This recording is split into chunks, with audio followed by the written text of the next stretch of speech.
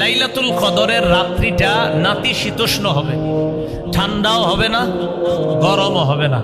এটা হলো রাত।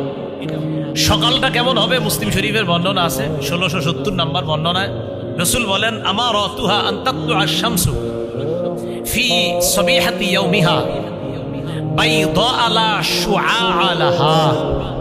লাইলাতুল কদরের পরের সকালে যে সূর্যটা উঠবে, এই সূর্যটা স্বচ্ছ হয়ে উঠবে, কিরণহীন সূর্য। যেই কিরণ প্রতিদিন সকালে সূর্যের কিরণে আমাদের অনেকের তাপমাত্রা সইতে কষ্ট হয়, লাইলাতুল কদরের পরের সকালের সূর্যের তাপমাত্রাটা আমাদের জন্য কষ্টকর হবে না। এখন আমি যেহেতু আজকে বলে দিছি যে লাইলাতুল কদরের রাত্রিটা হবে নাতিশীতোষ্ণ আবহাওয়া, গরমও হবে না, ঠান্ডাও হবে না, পরের সকালটা হবে সহনীয় একটা রৌদ্র। এই জন্য আমরা খালি প্রত্যেক রাতে খুঁজবো কবে গরম কম আর কবে বেশি, পরের দিন সকালটা কবে আমাদের তাপমাত্রা সহনীয়, কারণ আমাদের অভ্যাস তো এটা খুঁজি।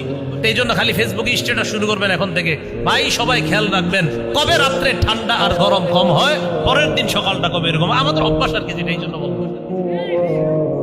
আমরা কি ওইটা খুঁজবো না লাইলাতুল কদরে আমরা আল্লাহর কাছে ইবাদত করবো? কোনটা?